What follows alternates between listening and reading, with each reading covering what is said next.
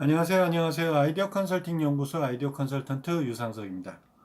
아이디어 365 시간인데요. 여러분들하고 오늘 이야기할 아이디어 소스에 대해서 이야기를 할까 합니다. 제 개인적으로 관심이 많은 것 중에 하나가 3D 프린터예요. 3D 프린트. 여러분들은 얼마나 또 접해 보시고 있는지 모르겠지만 제가 한때 또 3D 프린트 우리나라 초창기에 3D 프린트 강사 과정이 있었는데 그것을 안양시에서 지원해 갖고 저도 어렵게 2회차의 3D 프린트 강사 과정을 이수한 적이 있었습니다. 안타깝게도 뭐 3D 프린트가 세상을 바꿀 것처럼 이렇게 저걸 했지만 지금도 일정 분야에서는 많이 활성화가 되고 있는 게 맞습니다. 근데 일반 사람들이 접할 건 그때 핫했다가 지금 좀 내려가 있는 경향이 느껴져서 안타깝다는 생각이 드는데요. 오늘 이야기할 아이디어 소스는 유리 제품을 만드는 3D 글라스 프린트 G3DP라고 하는 MIT 연구소에서 만들어낸 3D 프린터에 대해서 이야기하려고 합니다. MIT 유리연구소에서 만들어냈는데요. MIT 유리연구소하고 위스 연구소에서 합작해서 만든 3D 프린트 G3DP라고 하는 것이 주인공인데 3D 프린트는 여러 가지 방식이 있습니다. 뭐 그 파우더 방식도 있고요. 그러니까 예를 들어서 대형을 만들어내거나 그러면 파우더 방식으로 해서 만들어지는 것도 있고, 그 다음에 이제 전형적인 필라멘트를 이용해서 그 챔버에서 이제 그 필라멘트를 녹여서 적층하는 방식으로, 층층이 쌓는 방식으로 프린팅을 하는 그런 방식이 제일 일반적이죠. 그런데 필라멘트 대신에 유리 재료, 그러니까 유리를 하기 위해서는 이제 유리 알갱이들을 녹여야 되지 않습니까? 철물 같이 유리물이 만들어져야 되니까 그 물이 만들어진 걸 챔버를 통해서 일정한 그 굵기가 형성된 챔버를 통해서 그것을 이제 적층을 하는 방식으로 진행이 돼 있네요. 아직까지는 상용화하는 단계는 아니고요. 유리 제품으로 만들어지는데 디자인적 요소가 굉장히 강했던 모양이에요. 디자인적인 요소가 강해서 뭐 그간까지는 지금도 마찬가지지만 유리공예 제품은 전부 수공으로 하잖아요.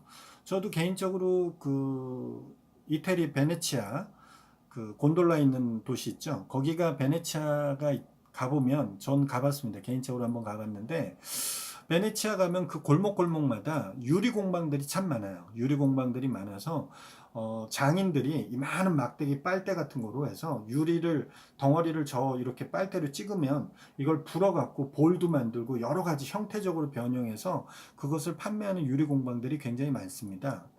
그걸 보면서 참 멋있다라는 생각도 많이 했는데 대단하다는 생각도 많이 했고요. 그런데 MIT 대학과 아까 제가 얘기한 위스 연구소라고 하는 두 군도에서 이걸 합작으로 해서 만들었다는 개념이죠.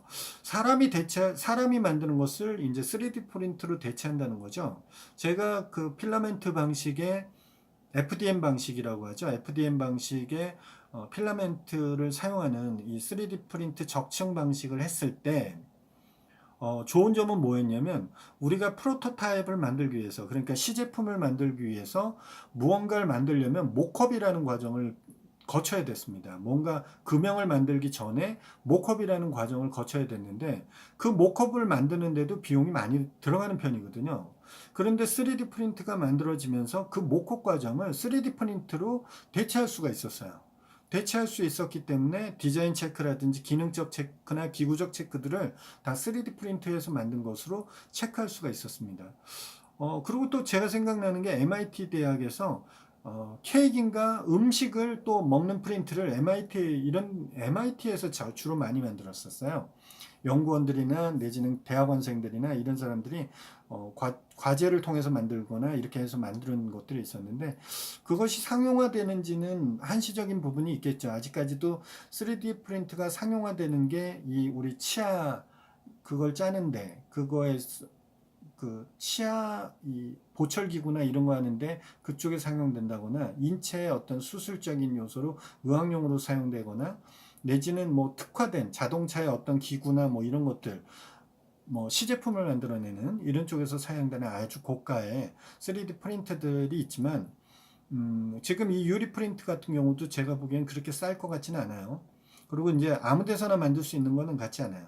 제가 여기 나와 있는 이미지를 몇 장을 보니까 저는 이런 생각이 대번에 들더라고요. 이게 유리를 녹여갖고 링을, 일종의 링을 만들어서 그걸 적층을 하다 보니까 빛을 비추게 되면 이게 그 스펙트럼이 다양하게 이렇게 표출이 돼서 굉장히 이쁘다는 생각이 들어요. 그리고 사람의 한다 그러면 굉장히 손이 많이 가고 아주 고퀄을 요구할 수 있는 부분도 이거는 3D 프린트의 디자인적으로 어떻게만 만드냐에 따라서 굉장히 다양한 형태적인 변화를 가져올 수 있는 요소가 있기 때문에 디자인적으로나 이런 부분들이 굉장히 높게 평가를 받는 것 같아요.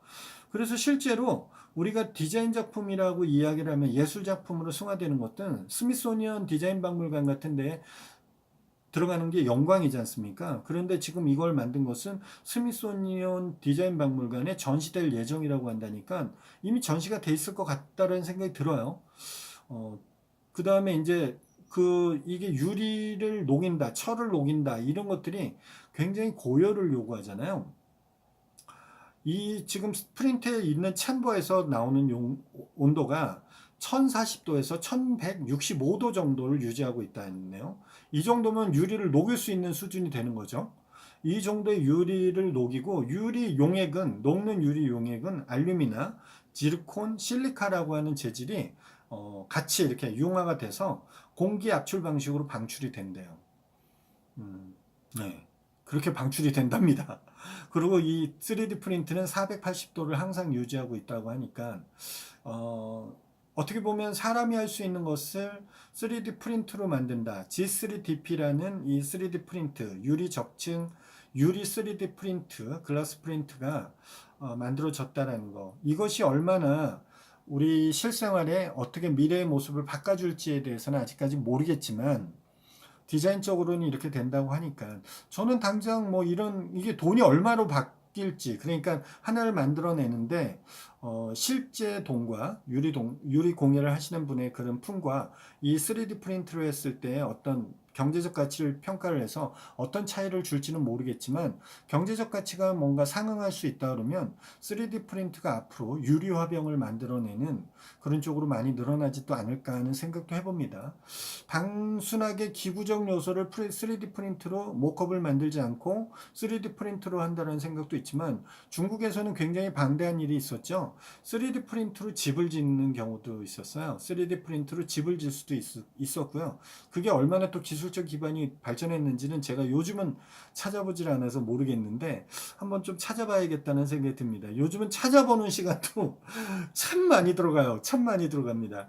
다행히도 제가 이렇게 찾아보고 하는 것을 일한다 생각하지 않고 공부한다 생각을 하니까 제 개인적으로는 참 뭐 즐거운 시간이긴 하는데 이런 새로운 정보를 접할 때마다 즐겁고 뭔가 막 증폭되는 느낌, 이 뭔가 먹어서 살이 찌는 느낌보다는 생각이 막 증폭하는 느낌.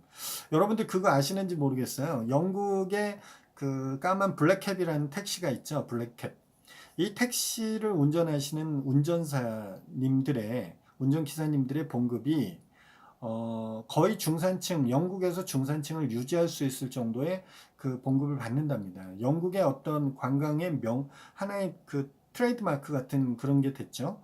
그런데 여기에서 시험을 보는 운전기사 시험이 우리나라 같은 경우는 모든 차에 내비게이션, 더군다나 GPS까지 적이 되는 내비게이션의 지원을 받고 있지만 영국에서는 그것을 어떤 관광 요소적으로 활성화를 시키는데 그 기사님들은 내비게이션을 쓰는 게 아니라 지도를 외워야 된대요. 그래서 지번을 딱 얘기하면 거기까지 딱 찾아가야 된다는 겁니다. 그런데 운전기사분들이 젊으신 분들도 있지만 연세가 있으신 분들도 있는데 왜 이게 정했냐면 두뇌학에서 연구가 나왔던 건데 그분들이 나이가 들었으니까 자꾸만 이 머리 세포에 두뇌 세포는 감소를 하고 있는데 그분들이 활성화될 수 있을까 했는데 그 연구 대상자들, 그 시험 보는 블랙캡 택시 기사님들을 적을 해봤더니 후두엽 이 뒤통수에 있는 뇌가 발전을 하더래요.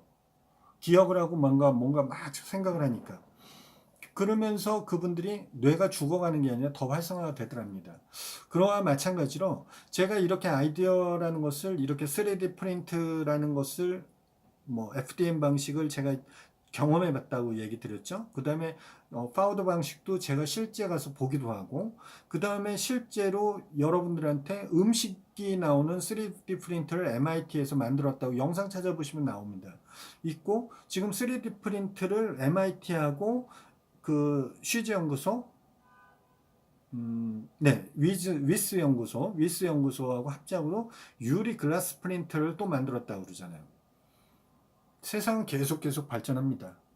우리의 두뇌도 우리가 계속 받아들일수록 계속 발전한다는 걸 염두에 두세요. 무슨 우스갯소리로 치매 안 걸립니다, 치매 안 걸립니다 이렇게 얘기할 수도 있지만, 여러분들이 이걸 재미로 느끼면 취미 생활이 될 수 있습니다. 자꾸만 새로운 생각을 받아들이면 재밌어요. 무언가를 하나 보는데 굉장히 그 카멜레온의 눈에 각기 다양한 걸 볼 수 있듯이 그런 다양한 보는 능력이 향상이 됩니다. 그게 결론은 창의력을 증강시키는 그런 트레이닝 능력이 되는 거거든요. 아이디어 365를 하는 코너의 실질적 목표가 여러분들하고 저하고 새로운 생각을, 이런 소스를 던져줌으로써, 아, 그런 글라스, 그런 프린트가 있네, 또 다른 걸 무언가를 할 수 있는 프린트가 있을 수 있겠네, 그런 것들을 생각해 보자라는 거예요. 그건 시대가 계속 바뀌면서 새롭게 만들어지는 것들입니다. 여러분들도 그런 노력을 해보시라는 뜻에서 아이디어 365를 계속 진행하고 있는 부분이니까요. 여러분들의 다양한 의견과 아이디어 댓글로 한번 참여해 주셔보십시오. 뭐 아주 독특하거나 뭐 이런 것들은 안 하셔도 됩니다. 공개되는 순간 여러분들이 뭔가 그 아이디어에 대해서는 가져갈 수가 없습니다. 그 다음에 조금 좀 저거 하시는 분들은 저를 믿으셔야 되겠죠? 그거에 대해서 믿고 안 믿고, 사실은 저는 그런 아이디어를 받고 싶은 생각은 없습니다. 다만 여러분들한테 조금이라도 도움이 되는 이야기를 하려면 저하고 카카오톡 친구 맺기를 해주시면 아이디어 컨설팅 연구소나 아컨TV를 검색하시면 됩니다. 친구 찾기에서 친구 맺어주시면 저하고 직접적 소통도 되고요. 바로바로 안 되는 점 이해해 주셔야 됩니다. 그 다음에 이 영상이 도움이 되셨거나 재밌으면 좋아요 꾹, 그 다음에 아직까지 구독하지 않으신 분들 있으면 구독하기 꾹 한번 눌러주십시오. 아이디어 365는 매일매일 진행된다는 점 잊지 마시고 내일 이 시간에 다시 뵙겠습니다. 내일 뵙겠습니다.